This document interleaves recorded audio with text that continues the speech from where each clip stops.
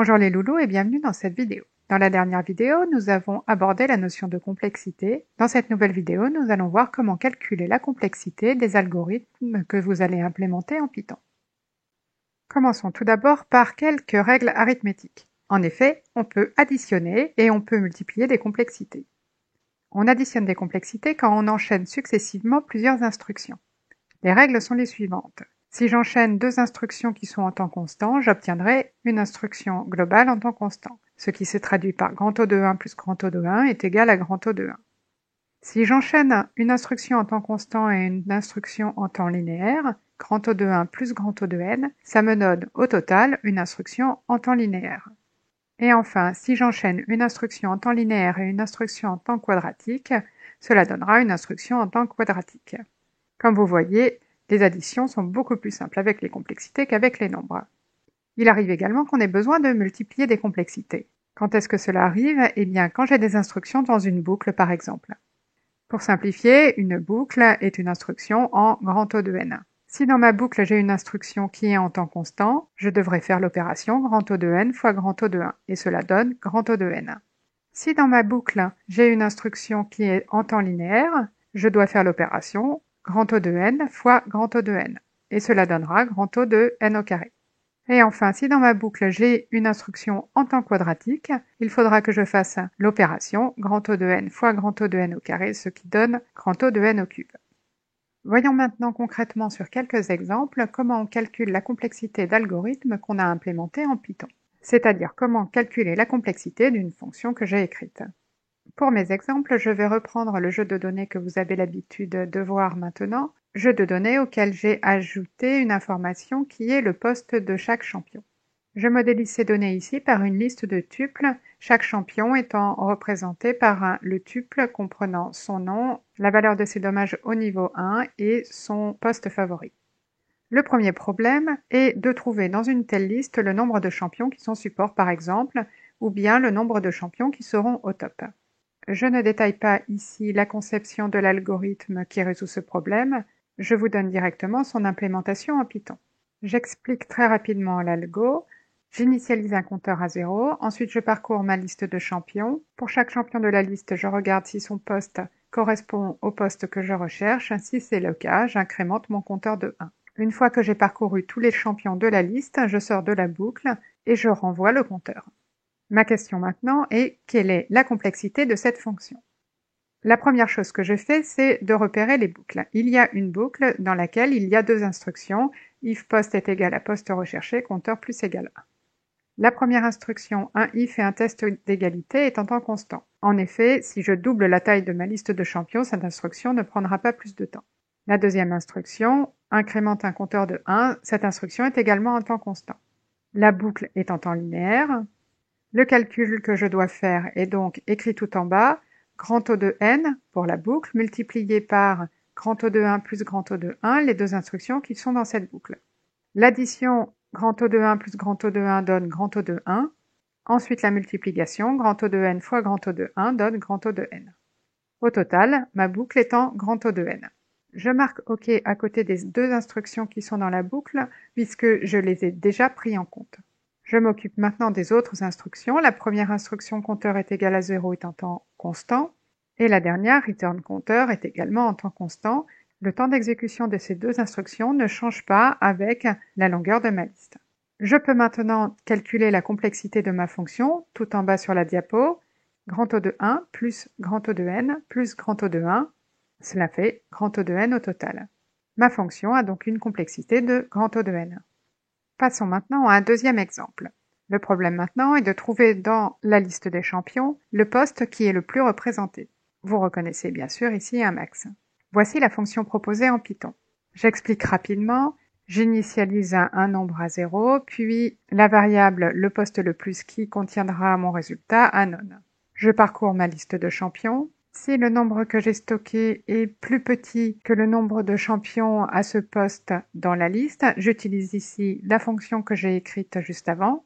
Dans ces cas-là, je mets à jour mon nombre stocké, qui est le nombre le plus grand de champions à un certain poste trouvé jusqu'à présent.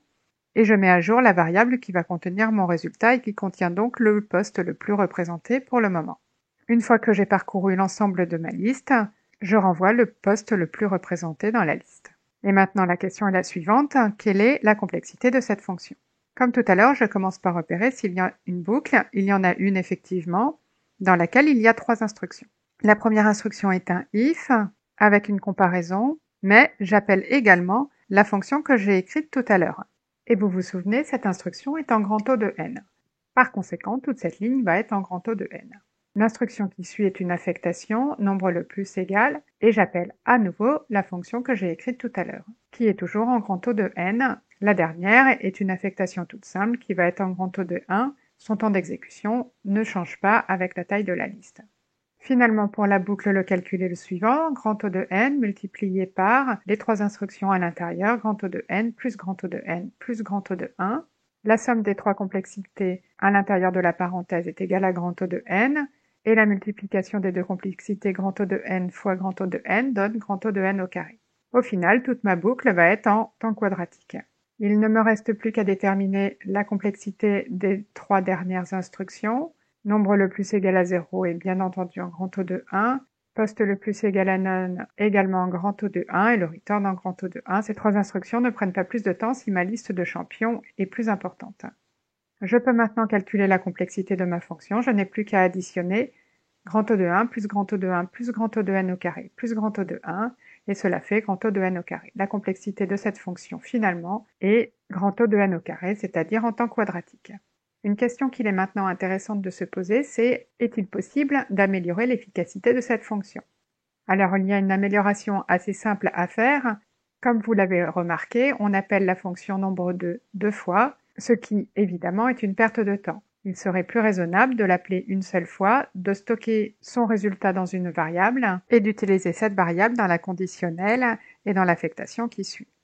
Mais en fait, cette amélioration ne change pas du tout la complexité de la fonction, et on peut faire beaucoup mieux.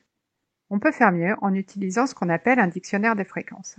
Alors, un dictionnaire de fréquences, c'est quoi? Par exemple, le dictionnaire de fréquences des postes des champions de la liste, c'est un dictionnaire dont les clés sont les postes des champions de la liste, et les valeurs sont les fréquences, c'est-à-dire le nombre d'occurrences ou le nombre de champions qui a ce poste dans la liste. Et la fonction qui fabrique un dictionnaire de fréquences va venir agrandir la famille des fonctions de base que vous êtes censé connaître parfaitement. Voici le code de la fonction en Python. Elle prend en paramètre ici ma liste de champions et elle doit renvoyer le dictionnaire des fréquences, c'est-à-dire un dictionnaire. Je commence par initialiser un dictionnaire vide, puis je parcours ma liste de champions. Je n'ai besoin que du poste ici. Si le poste examiné existe déjà comme clé de mon dictionnaire, dans ces cas-là, je récupère sa valeur associée et je l'incrémente de 1. Dans le cas contraire, je crée l'entrée dans le dictionnaire avec comme clé ce nouveau poste associé à la valeur 1 puisqu'il y a un champion dans la liste à ce poste. Calculons maintenant la complexité de cette fonction. Je repère s'il y a une boucle, il y en a une dans laquelle il y a 4 lignes. La première ligne vérifie si poste est déjà une clé dans un dictionnaire. Vous vous souvenez, la complexité d'une telle vérification dépend de la structure de données. Ici, vérifier si un élément existe comme clé d'un dictionnaire est une instruction en grand O de 1. Les autres instructions ne posent aucun problème, elles sont toutes les 3 en grand O de 1. L'accès à une valeur dans un dictionnaire quand on connaît la clé est bien en grand O de 1. Le calcul de complexité pour la boucle est donc le suivant, grand O de n multiplié par la somme grand O de 1 plus grand O de 1 plus grand O de 1 plus grand O de 1, ce qui donne en arithmétique des complexités grand O de 1, donc grand O de n fois grand O de 1, ça fait grand O de n. Il reste les 2 dernières instructions qui sont en grand O de 1, toutes les deux, il n'y a aucun problème. Je peux maintenant calculer la complexité de ma fonction, grand O de 1 plus grand O de n plus grand O de 1, ce qui donne grand O de n. Reprenons maintenant la fonction le poste le plus représenté que j'ai écrite tout à l'heure et qui était en grand O de n carré, vous vous souvenez. Voici une nouvelle implémentation de cette fonction. Comme tout à l'heure, j'initialise un nombre à 0, j'initialise mon résultat à none, et ensuite, je fabrique mon dictionnaire de fréquences. Une fois ce dictionnaire fabriqué, je le parcours par items. J'ai besoin des clés et des valeurs. Si le nombre que j'ai stocké est plus petit que nombre étant le nombre de champions au poste qui est examiné en ce moment dans la liste, dans ces cas-là, je mets à jour mon nombre le plus grand et je mets à jour le poste qui a le plus de représentants. Une fois que j'ai examiné tout mon dictionnaire, je sors de la boucle et je renvoie le poste le plus représenté. Je vais maintenant calculer la complexité de cette fonction. Il y a une boucle dans laquelle il y a 3 instructions. Je passe rapidement, les 3 instructions sont toutes les 3 en grand O de 1. Leur temps d'exécution ne varie pas si j'augmente la taille de ma liste. La complexité de la boucle est donc grand O de n multiplié par grand O de 1 plus grand O de 1 plus grand O de 1, ce qui donne grand O de n. Il me reste à examiner la complexité des autres instructions. Nombre le plus égal à 0 est en grand O de 1, la suivante est en grand O de 1. L'appel de la fonction d'Icofrec est en grand O de n, nous venons de la calculer, et la dernière instruction est en grand O de 1. Je peux maintenant calculer la complexité de cette fonction en faisant la somme grand O de 1 plus grand O de 1 plus grand O de n plus grand O de n plus grand O de 1, ce qui me donne grand O de n.